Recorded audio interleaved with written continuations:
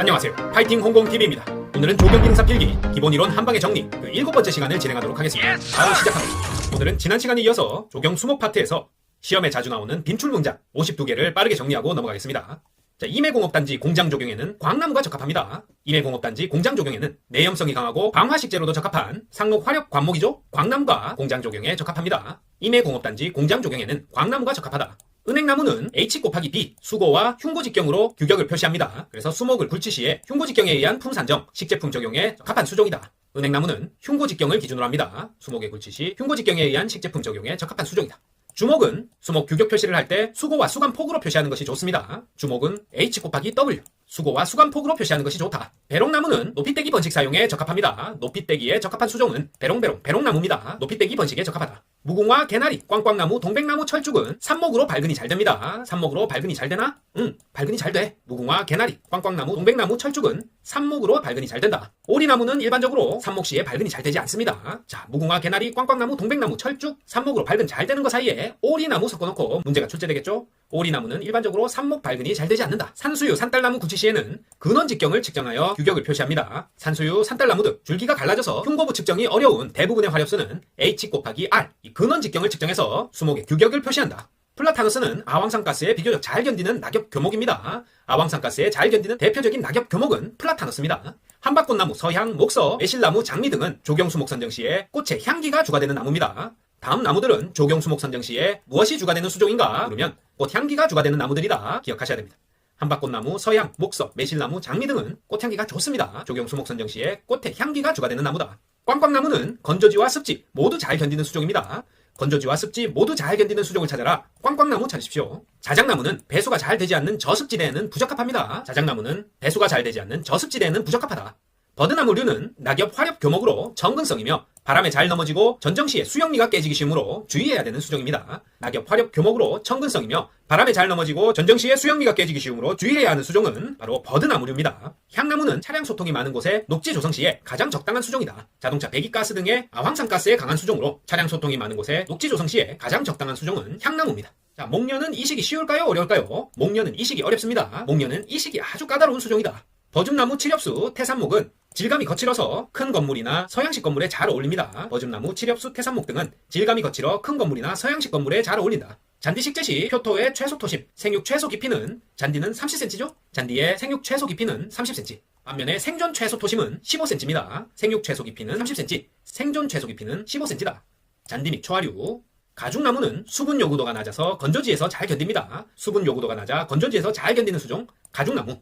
나구송, 물풀의나무, 대추나무는 물을 좋아하는 호습성 수종입니다. 다음 중 그 성질이 다른 하나는 해놓고 나구송, 물풀의나무, 대추나무, 물을 좋아하는 호습성이지만 가죽나무는 호습성이 아니라 수분 요구도가 낮아서 건조지에 잘 견딥니다. 가죽나무 찾아야 된다. 수목의 기하학적인 모양으로 수관을 다듬어 만든 수형을 토피어리, 형상수라고 합니다. 토피어리, 형상수로는 주목, 회양목, 꽝꽝나무 등 맹하력이 강한 수종이 적합하죠. 금목서는 정원 내식재 시에 10월경에 향기가 가장 많이 느껴지는 수종입니다. 10월경 향기가 가장 많이 느껴지는 수종 금목서. 향나무, 주목, 비자나무는 생장 속도 아주 느립니다. 이렇게 기출된 수종, 이런 것들은 꼭 외워야 된다. 향나무, 주목, 비자나무는 생장 속도가 아주 느린 대표적 수종이다. 자작나무는 관상부위가 백색 줄기죠? 자작나무는 주 관상부위가 백색 줄기다. 붉은 고로쇠나무는 가을에 단풍이 노란색으로 물듭니다. 고로고로 고로쇠나무는 단풍이 노란색이다. 조팝나무는 열매를 감상하기 위해 식재하는 수종이 아니라 꽃을 감상하기 위한 수종입니다. 조팝나무는 열매를 보는 게 아니라 꽃을 보려고 심는다. 백합나무, 고로쇠나무는 노란 단풍이 아름다운 수종이죠. 백합나무, 고로쇠나무, 노란 단풍 아름답다. 겨울철 흰눈을 배경으로 줄기를 감상하려고 한다. 흰말채나무가 적당합니다. 겨울철 흰눈을 배경으로 줄기가 붉은색으로 눈에 띄게 아름답다. 흰말채나무입니다. 북나무, 감나무, 화살나무, 불감, 화는 붉은색 단풍이 드는 수목이죠. 시뻘건 불감화. 북나무, 감나무, 화살나무는 붉은색 단풍이다. 잣나무는 일속에서 잎이 5개 나오는 수종입니다. 오엽속이다. 잣나무는 일속에서 잎이 5개 나온다. 한국잔디류에는 들잔디, 금잔디, 비로드 잔디 있습니다. 갯잔디 이런 것들은 모두 한국 잔디고 영어로 돼 있는 수종 버뮤다 그래스 이런 건 같은 난지형 잔디지만 한국 잔디는 아니다. 이팝나무는 교목이고 원추리는 관목이 아니라 초번유죠. 팝나무는 교목, 원추리는 초번유다. 관목 아니다. 삼나무는 나구송과입니다. 삼나무는 나구송과. 태산목, 튤립나무, 은사시나무는 목련과입니다. 다음 중 목련과가 아닌 것은 태산목, 튤립나무, 은사시나무, 목련과고 삼나무는 나구송과입니다. 남천 산수유, 화살나무는 10월경에 붉은 계열의 열매가 관상 대상인 수종이죠. 10월경에 붉은 열매 열리는 수종은 남천, 산수유, 화살나무입니다. 신나무, 복자기, 고로쇠나무는 단풍나무과입니다. 신복고 단풍 패션. 신나무, 복장이나무, 고로쇠나무는 단풍나무과다. 신복고 단풍 패션. 개나리, 산수유, 백목련은 꽃이 먼저 피고 잎은 나중에 나옵니다. 하지만 수수꽃다리는 잎이 먼저 난다. 개나리, 산수유, 백목련은 꽃이 먼저 피는 수종입니다. 수수꽃다리는 아니다. 배롱나무, 능소화는 여름철에 꽃을 볼 수 있는 나무 맞습니다. 배롱나무, 능소화는 여름철에 꽃을 볼 수 있는 나무다. 녹나무는 상록, 화렵수이면서 교목인 수종입니다. 상록, 화렵, 교목이다. 녹나무 찾으십시오. 여름에 연보라꽃과 초록잎, 가을에는 검은 열매를 감상하기 위한 집피식물은 맹문동입니다. 여름에 연보라꽃과 초록잎, 가을에는 검은 열매가 열린다. 봄철에 꽃을 가장 빨리 보려면 매화나무가 적당합니다. 매화나무는 2월에서 3월에 꽃이 피니까 봄철에 꽃을 가장 빨리 보려면 매화나무 심는 게 적당하다. 개나리, 산수유, 생강나무는 이른봄 3월에 노란색으로 개화하는 수종 맞습니다. 이른봄 3월에 노란색으로 개화하는 수종은 개나리, 산수유, 생강나무 있다. 무궁화, 능소화, 배롱나무는 당년에 자란 가지에 꽃이 핍니다. 무능배는 당년 자란 가지에 꽃핀다. 무궁화, 능소화, 배롱나무입니다. 당년 자란 가지에 꽃핀다. 위성류는 화렵수이지만 잎의 형태가 침엽수와 같아서 조경적으로 침엽수로 이용된다. 맞습니다. 위성류는 화렵수지만 잎의 형태가 침엽수와 같아서 조경에서는 침엽수로 활용되기도 한다. 박태기나무는 조경수 중에 곡선형 정형으로 타원형 지의 형태를 갖는 수종 맞습니다. 박태기나무는 조경수 중에 곡선형 정형으로 이렇게 핫바 모양의 타원형 지의 형태를 갖는 수종이다. 1년 내내 푸른 잎을 달고 있으며 잎이 바늘처럼 뾰족한 나무를 상록 침엽수라고 하죠. 쉬운 문제. 눈향나무는 상록 침엽 관목입니다. 눈향나무는 관목이다. 상록 침엽 관목이다. 눈향나무. 회화나무는 조경수 중에 자연적인 수형이 구형입니다. 회화나무는 동그랗게 솜사탕처럼 자연적인 수형이 구형이다. 이깔나무는 낙엽 침엽수입니다. 이깔나무는 낙엽 침엽수다.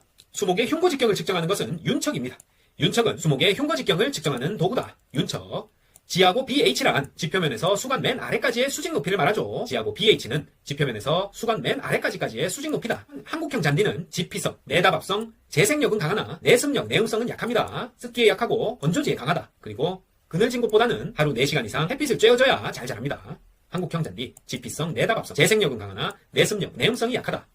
버뮤다 그레스는 대표적인 난지형 잔디죠. 한국 잔디와 함께 대표적인 난지형 잔디로 내답합성이 크며 관리가 용이합니다. 버뮤다 그레스. 자, 여기까지가 조경 수목 관련 빈출 문장들이었고요. 자, 오늘은 조경이론의 7번째 파트, 식재공사에 대해서 살펴보겠습니다. 먼저 수정별로 이식 시기를 살펴보면 낙엽수류는 가을과 봄 두 번의 이식 시기를 잡고 있는데요. 가을에 이식하는 것을 추식, 봄에 이식하는 것을 춘식이라고 합니다. 가을 이식은 대체로 낙엽이 지고 난 후 10월에서 11월 중순에 하고요. 봄에 이식한다면 대체로 땅이 녹는 시기, 해토 직후부터 4월 상순까지가 최적기입니다. 낙엽수류는 가을에 이식할 때는 낙엽을 완료한 시기인 10월에서 11월 중순, 봄 이식, 춘식을 한다. 땅이 녹기 시작하는 해토 직후부터 4월 상순까지가 최적기입니다. 상목 화렵수류의 경우에는 이식적기는 3월 상순부터 4월 중순, 이렇게 잡고 있고요. 동백, 사철, 가시나무는 추위에 대한 저항력이 부족하기 때문에 추위에 약한 수종의 경우에는 6월에서 7월, 기온과 습도가 높을 때 합니다. 동백, 사철, 가시나무처럼 추위에 대한 저항력이 부족한 수종의 경우에는 6월에서 7월, 기온과 습도가 높을 때 이식한다. 자, 추위에 강한 수종의 경우에는 4월과 9월에서 10월까지 이식이 가능합니다. 추위에 강한 수종은 4월과 9월부터 10월까지가 적당하고 추위에 약한 수종은 6월, 7월에 기온과 습도가 높을 때 이식한다. 자, 침엽수류의 경우에는 주목, 향나무는 연중에 이식 가능합니다. 역시 3월 중순부터 4월 상순까지가 소나무, 전나무 등의 침엽수들의 이식 적기고요. 9월 하순에서 11월 상순까지 이식이 가능하다. 그 다음에 별개로 덩굴장미의 경우에는 한겨울 이식이 가능합니다. 덩굴장미의 경우 한겨울에도 이식이 가능하다.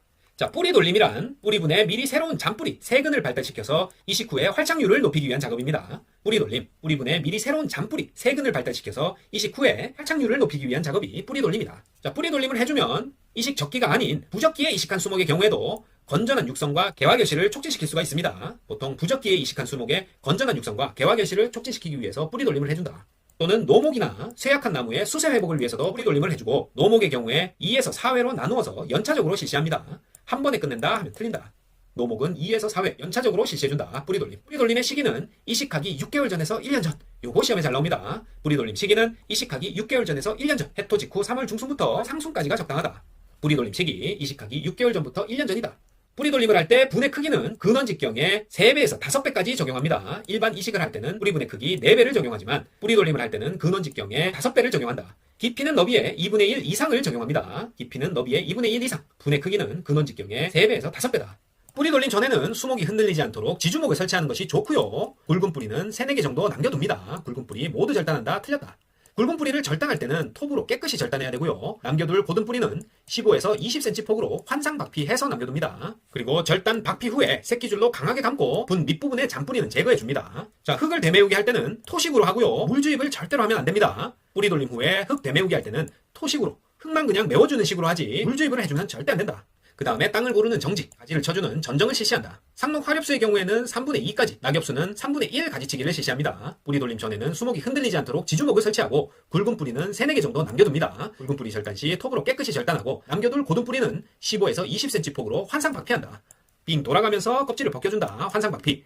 절단 및 박피 후에는 새끼줄로 강하게 감고 분 밑부분의 잔뿌리를 제거합니다. 흙 대매우기는 토식으로, 물주입은 절대 금지하고 정지와 전정을 실시한다. 이때 상록 화렵수는 3분의 2, 낙엽수는 3분의 1 가지치기를 실시합니다. 자, 다음은 수목의 총 중량을 구하는 공식인데요. 수목은 지상부와 지하부 이렇게 나눠져 있으니까 중량도 각각 구합니다. 지상부 중량과 지하부가 뿌리부겠죠? 뿌리부, 지하부의 중량을 더해서 수목의 총 중량이 나온다. 자, 문제에서는 이 지하부, 뿌리분의 중량을 구하는 공식, 요걸 찾는 문제가 나와요. 뿌리분의 중량 W는 VK다. V는 뿌리분의 최적, 부피를 말하고 상수 K는 뿌리분의 단위 최적당 중량을 말합니다. 그러니까 뿌리분이 어떤 토양으로 구성되어 있는지에 따라서 단위 중량이 다르겠죠? 뿌리분 자체를 구성하는 재료가 가벼운 건지 아주 무거운 건지 그 재료에 따라서 K값이 결정되니까 지하부 뿌리분의 중량은 뿌리분의 최적 곱하기 단위 중량 K의 곱으로 나타낸다. W는 VK, W는 VK 이렇게 알고 계시고 다음은 수목을 이식하기 위해서 파내는 작업, 수목의 굴치에 대해서 알아보겠습니다. 우리가 수목을 파낼 때는 뿌리가 이렇게 다 드러나게 뿌리에 묻은 흙을 탈탈 털어서 이렇게 이식하지 않죠. 뿌리가 자라고 있는 그 토양까지 이렇게 같이 굴치를 해서 수목 스스로 내가 어디로 이동되고 있는지도 모르게 그렇게 환경 변화를 되도록 느끼지 못하게 해서 운반해야 이식 후의 활착률을 높여서 잘 자라게 됩니다. 그래서 이렇게 수목의 근원 직경보다 약 4배에서 6배까지 크게 토양과 함께 굴치해내는 게 바로 뿌리분입니다. 이 뿌리분의 일반적인 크기는 근원 직경의 4배에서 6배, 깊이는 너비의 2분의 1 이상이어야 된다. 너비를 1로 봤을 때 깊이는 너비의 2분의 1 이상이어야 된다. 자, 뿌리분의 지름을 구하는 공식은 센티미터로 나타내고 24 더하기 n-3 곱하기 d입니다. 요 공식 그대로를 찾는 문제가 나온다. 자, A는 뿌리분의 직경, 요 A를 구하는 공식은 24cm는 기본적으로 더해주고 근원 직경 n, n에서 3cm를 뺀 다음 상수 d를 곱해준다. 24 기본적으로 더해주고 근원 직경에 3cm를 뺀 다음 d를 곱해준다. 자, 여기서 상수 d는 상록수일 경우 4, 낙엽수일 경우 5를 적용해줍니다. 예를 들어 볼까요? 자, 느티나무의 근원 직경이 23cm다. 그랬을 경우에 자, 여기에 또 10cm로 들어가 있네요. 교정에서 빠뜨린 부분이 너무 많습니다. 죄송한 말씀 드리고 23cm로 바꿔줍니다. 근원 직경이 n 23cm인 경우에 상수 24 더하고 23에서 3 빼죠? 그러면 20이고 거기에다가 자, 여기도 5죠? 느티나무는 낙엽수니까 상수 곱하기 5를 적용해줍니다. 그렇게 되면 24 더하기 20 곱하기 5니까 124cm가 된다. 이렇게 직접 구하는 문제는 우리 시험에서 한 번도 출제된 적이 없기 때문에 이 뿌리분의 지름을 구하는 공식 A는 24 더하기 n-3 곱하기 상수 D, n은 근원 직경, d는 상수인데 상록수는 4, 낙엽수는 5를 적용해준다. 24와 마이너스 3을 기억했다가 보기에서 바로 찾아주시면 된다. 자, 뿌리분에는 총 3가지 종류가 있는데요. 너비 폭은 4배에서 6배 동일하게 적용해주고 깊이와 모양에 따라서 이렇게 너비 폭의 2분의 1만 해서 직사각형으로 만드는 것이 접시분. 주로 청근성 수종에 적합하고요. 아래쪽에 너비의 2분의 1만큼, 그러니까 근원 직경의 2배만큼 더 이렇게 팽이 모양처럼 삼각형으로 깎아 만든 것이 신근성 수종에 적합한 조개분입니다. 그리고 그 중간이 일반 수목에 사용되는 보통분이다. 보통분은 깊이가 근원 직경의 2배만큼 내려온 다음에 다시 근원 직경만큼 4분의 1만큼 삼각형을 만들어주니까 총 너비의 4분의 3이 되겠죠? 너비가 4R이라면 깊이는 3R인 것이 보통분, 일반 수종에 적합한 보통분이고 신근성 수종에 적합한 조개분은 완전한 조개 모양, 아래쪽으로 2R만큼 더 뾰족하게 해준다. 접시분은 사각형 접시입니다. 청근성 수종에 적합하고 폭의 2분의 1만큼의 깊이로 뿌리분을 만들어준다. 자, 수목을 굴치하는 방법에는 나무에 뿌리가 퍼져 있는 위치에 흙을 붙여서 뿌리분을 만드는 방법과 뿌리만을 캐내는 방법 두 가지가 있는데 일반적으로는 모두 뿌리분을 만들어서 이식을 하겠죠. 일반적으로 크기가 큰 수종이나 상록수, 이식이 어려운 수종이다, 희귀한 수종이다, 토양의 조건 변화를 최소한으로 해서 이식과 활착에 유리하도록 뿌리분을 크게 만들어서 옮깁니다. 크기가 작은 것보다는 큰 수종, 화렵수보다는 상록수, 이식이 어려운 수종이나 희귀한 수종은 뿌리분을 크게 만든다. 자, 굴치해온 나무를 본 식재 전에 임시로 심어두는, 가식해두는 장소로 적절하지 않은 것은 이런 문제가 자주 출제됩니다. 굴치해온 나무를 가식할 장소를 선정할 때는 식재지에서 가까운 곳이어야 되고 배수가 잘 되는 곳, 그늘진 곳이어야 된다. 그리고 사질양토나 양토여야지 물이 많은 점질토는 안 됩니다. 2번과 연결되죠. 배수가 잘 되고 사질양토나 양토여야 되고 햇빛이 드는 양지 바른 곳이 아니라 그늘진 곳에 가식합니다. 그리고 나무가 쓰러지지 않도록 세우고 뿌리분에 흙을 덮어줍니다. 필요한 경우 관수시설 및 수목 보양시설을 갖추고 공사에 지장이 없는 곳에 감독관의 지시에 따라 선정한다. 자, 기본적인 내용이죠. 오답으로 나오는 배수가 잘 되고 그늘진 곳에 심어야 된다. 점질토보다는 사질양토나 양토가 적합하다. 요건 꼭 외워두십니다. 왜냐하면 이 가식을 했다 그러면 물을 많이 줘야 될 것 같은데 그렇지 않고 배수가 잘 되고 그늘진 곳이어야 되고 사질양토나 양토에 가식해야지 점토질에 가식하지 않는다. 요건 이식할 때 위에 잎들을 많이 제거하고 이식을 하는 것과 같은 이치예요. 이식하는 수목의 뿌리가 수분과 양분을 흡수하는 게 제한되기 때문에 이 잎들이 광합성을 하는, 증산을 하는 양도 최소한으로 줄여줘야지 이식 시 수목에 무리가 가지 않습니다. 마찬가지로 햇빛이 너무 잘 드는 곳이나 수분이 너무 많은 점질토, 수목 가식 장소로 부적합하다. 자, 수목 굴치 후에 옮겨 심기 순서는 머릿속으로 상상해보면 됩니다. 자, 수목을 이식해왔다. 구덩이를 파야겠죠. 수목을 넣고 3분의 2 정도 흙을 채우고 물을 부어서 막대기로 다지고 나머지 흙을 채운다. 너무 쉽죠? 구덩이 파고 수목 넣고 3분의 2 정도 흙 채우고 물 부어서 막대기로 다지고 나머지 흙을 채운다. 자, 물죽을 쓰는, 물을 부어 막대기로 다지는 요 작업이 3분의 2 정도 흙을 채우고 하는 거지, 다 채우고 한다 하면 틀려요. 맨 마지막에 가는 게 아니고 흙 채우기에 중간에 온다. 수목 식재 후의 관리사항으로는 지주대를 세워주고 전정을 하고 가지치기를 해주지만 바로 뿌리 돌림을 해준다? 자, 뿌리 돌림은 수목 이식 전 6개월 정도에 하는 거죠. 수목 식재 후 관리사항 아니다. 자, 바람에 대해서 이식 수목의 보호 조치는, 자, 이식한 수목의 바람 피해를 방지하기 위해서는 큰 가지는 쳐줘야 되겠죠? 넘어질 수 있으니까 큰 가지치기와 지주대 세우기, 방풍 막치기, 바람에 대한 수목 보호 조치 맞고, 숲이 감기는 바람에 대한 조치 아닙니다. 추위에 대한 보온 조치죠. 또 괜히 찬바람이다 생각해서 숲이 감아준다, 이렇게 생각하시면 안 되고, 큰 가지치기, 지주 세우기, 방풍 막치기가 바람에 대한 이식 수목의 보호 조치고 숲이 감기는 아니다.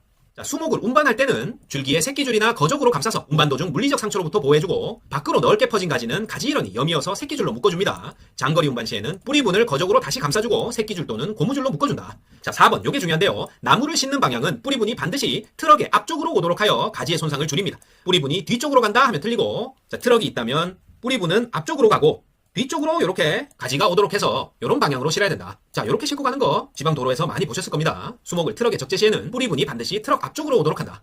자, 대형 수목을 운반하는 장비에는 체인블록, 도르래 같이 생긴 거죠. 크레인, 그리고 굴착기와 비슷한 백호, 이런 장비들을 쓰고, 드래그라인은 토사를 긁을 때 쓰는 거지 대형 수목 운반 장비 아닙니다. 체인블럭, 크레인, 백호가 대형 수목 운반 장비다. 차량 이동 시에 뿌리 부분은 적재함 앞쪽에, 가지 부분은 반드시 차량 뒤쪽을 향하게 한다. 자, 4번과 비슷한 보기로 이렇게도 출제됩니다. 차량 이동 시에 뿌리 부분은 안쪽, 가지 부분은 반드시 차량 뒤쪽을 향하게 한다. 자, 새끼줄로 뿌리분을 감는 방법으로 요 세 가지 그림을 기억하고 계셔야 됩니다. 바닥면을 봤을 때 석줄 한 번 걸기. 자, 점선이 바깥쪽으로 있죠? 요거 기억해 주시고, 점선이 바깥쪽으로 있으면 석줄 한 번 걸기. 자, 비슷해 보이지만 실선이 있고 또 반대 방향으로 점선이 또 한 번 더 있죠? 안쪽으로 점선이 한 번 더 보인다. 그러면 석줄 2번 걸기입니다. 그리고 마지막으로 제일 오른쪽, 실선이 사각형으로 평행하게 있다. 넉줄 한 번 걸기입니다. 자, 요거는 구분하기 쉬운데 석줄 한 번 걸기와 석줄 2번 걸기, 요걸 구분하셔야 돼요. 다음 중 석줄 2번 걸기를 찾아라. 요 중간 거, 실선이 있고 다시 반대쪽으로 같은 모양으로 점선이 형성되는 요 그림이 석줄 2번 걸기입니다.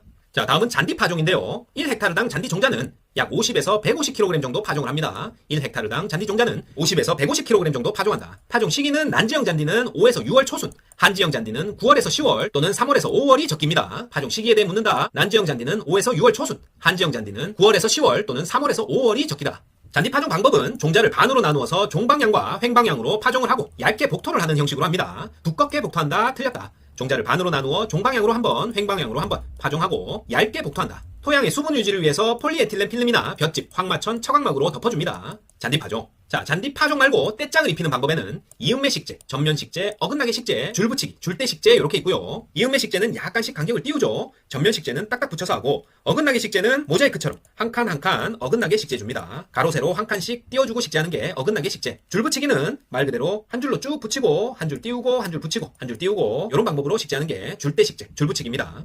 자, 화초류를 식재할 때는 바람이 없고 흐린 날에 실시합니다. 맑은 날에 실시한다 하면 틀리고, 그리고 넓은 면적의 화단은 중심부에서 바깥쪽으로 심어 나갑니다. 화단의 면적이 넓을 때는 심어 놓은 거 밟으면 안 되겠죠? 안쪽부터 심으면서 중심부에서 바깥쪽으로 심어 나가고요. 자, 화초도 마찬가지로 이식하고 바로 강한 햇빛을 쬐는 것은 안 좋습니다. 식재한 화초에 그늘이 지도록 작업자는 태양을 등지고 심어간다. 올바른 방법입니다. 넓은 면적 화단은 중간에서부터 심은 초화류를 밟지 않고 바깥쪽으로 심어 나가고, 그늘이 지도록 태양을 등지고 심어간다. 식재 시에 흙을 밟아서 굳어지지 않도록 널빤지를 놓는 등의 조치를 해야 됩니다. 초화류에 묘를 심은 후에 밟아준다 하면 틀리겠죠? 흙이 굳어지지 않도록 널빤지를 놓는 등 조치를 하고 심는다. 식재할 곳 1제곱미터당 퇴비는 1에서 2kg, 복합 비료는 80에서 120g이죠? 자, 킬로그램 말도 안 됩니다. 죄송합니다. 80에서 120g을 밑거름으로 뿌리고 20에서 30cm 깊이로 갈아줍니다. 자, 초화류 식재 시 1제곱미터당 밑거름은 유기질 퇴비일 경우 1에서 2kg, 복합비료는 80에서 120g을 밑거름으로 뿌립니다. 그리고 20에서 30cm 깊이로 갈아준다. 식재하는 줄이 바뀔 때마다 서로 어긋나게 심는 것이 보기에도 좋고 생장에도 유리하겠죠? 식재하는 줄이 바뀔 때마다 사이사이에 심는다. 어긋나게 심기. 그리고 심기 한나절 전에 관수를 해주면 캐낼 때 뿌리에 흙이 많이 붙어서 활착에 좋습니다. 맞는 복이다. 옮겨 심기 한나절 전에 관수를 해주면 캐낼 때 뿌리에 흙이 많이 붙어서 활착이 좋다. 자, 계절별로 주로 식재하는 계절별 초화류를 한번 살펴보면 한해살이 화초와 알뿌리 화초로 나눠서 봄에는 펜지, 데이지, 프리밀러, 금잔디. 여러 해살이로는 꽃잔디, 은방울꽃, 붓꽃 등을 주로 심고요. 알뿌리 화초로 봄이다. 튤립, 크로커스, 수서나 무스카리, 히아신스 심습니다. 다음 중 봄에 심는 알뿌리 화초를 찾아라. 튤립, 크로커스, 수서나 무스카리, 히아신스 찾으십시오. 자, 여름에는 한해살이 화초로 셀비어, 메리골드, 피투니아, 백일홍, 봉서나 색비름, 맨드라미, 채송화, 아게라텀 이렇게 있고요. 여러 해살이로는 리아트리스, 붓꽃, 작약 등이 어울립니다. 그리고 여름에 심는 알뿌리 화초로는 글라디올러스, 칸나, 달리아, 백합 등이 있습니다. 자, 가을에는 여름과 비슷한 한해살이 화초를 심는데요. 셀비어, 메리골드, 피투니아, 백일홍, 코스모스, 토레니아, 맨드라미, 과꽃 등이 있고요. 여러 해살이로는 국화, 루드베키아, 프록스 이렇게 심는 게 좋습니다. 그리고 가을에 알뿌리 화초로는 달리아 많이 심는다. 자, 겨울에 심는 한해살이 화초 꼬장배추입니다. 요게 시험에 잘 나온다. 자, 나머지는 다 못 외우더라도 겨울에 심는 한해살이 화초다. 꼬장배추 꼭 기억해 두십니다. 자, 이렇게 초화류로 우리가 화단을 조성할 때 몇 가지 종류가 있는데요. 일단 평면 화단은 동일한 크기의 초화를 여러 가지 무늬로 조화시킨 화단으로 화문 화단, 카펫 화단, 리본 화단, 포석 화단이 여기에 속합니다. 그래서 화문 화단이라고 하면 평면 화단의 일종으로 가장 규모가 크고 아름다운 화단으로 광장이나 잔디밭 등에 조성하고 화려하고 복잡한 문양으로 펼쳐지는 게 화문 화단. 평면 화단의 종류에는 화문 화단, 카펫 화단이라고도 하고요. 리본 화단, 포석 화단이 있다. 이 중에 가장 규모가 크고 아름다운 화단이다. 잔디밭이나 광장 등에 어울리고 화려하고 복잡한 문양을 가졌다. 화문 화단 찾으셔야 돼요. 카펫 화단, 화문 화단. 그 다음에 입체 화단은 키가 작은 초화로 구성된 평면 화단과 달리 키가 다른 여러 가지 화초를 입체적으로 배치해서 관상미를 높인 화단입니다. 종류로는 경제 화단, 기식 화단, 노단 화단 등이 있다. 설명을 주고 무슨 화단이냐 이렇게 묻는 문제가 나오니까 잘 알아두십니다. 경제 화단이라고 하면 담장이나 울타리, 담장이나 건물 울타리 등을 배경으로 전면에서만 감상된다. 자, 키워드죠. 전면에서만 감상되는 화단이다. 경제 화단. 전면에서만 감상되기 때문에 화단의 앞쪽은 키가 작은 것들로 하고 뒤쪽을 볼 수 있어야 되겠죠. 뒤쪽으로 갈수록 큰 초화류를 심는 게 경제 화단입니다. 경제, 담장, 경제, 울타리입니다. 전면만 감상된다. 앞쪽은 키가 작은 것, 뒤쪽으로 갈수록 큰 초화류를 심는 것. 경제 화단. 기식 화단은 어느 방향에서나 관상이 가능하도록 중앙 부위는 높이고 가장자리를 낮게 한 것이 바로 기식 화단입니다. 기식 화단은 중앙은 높게, 가장자리는 낮게 조성한 게 기식 화단이다. 노단 화단은 노단식, 계단식이죠. 경사지를 계단 형태로 꾸민 화단으로 화계와 같은 것이 바로 대표적인 노단 화단입니다. 그리고 마지막으로 침상 화단이다 하면 관상의 편의를 위해서 목욕탕 욕실처럼 1에서 2m 깊이로 땅을 파내려가서 평평한 바닥을 조성하고 그 바닥에 화단을 조성한 게 침상 화단이에요. 위에서 내려다볼 수 있도록 관상의 편의를 위해서 평평한 바닥에 화단을 조성했다. 침상 화단입니다. 자, 이상입니다. 조경기능사 필기 기본 이론 한방의 정리 7편은 여기까지였습니다. 파이팅 홍보TV 구독, 좋아요 부탁드리고 저는 다음 시간에 알찬 내용으로 다시 찾아뵙겠습니다. 감사합니다.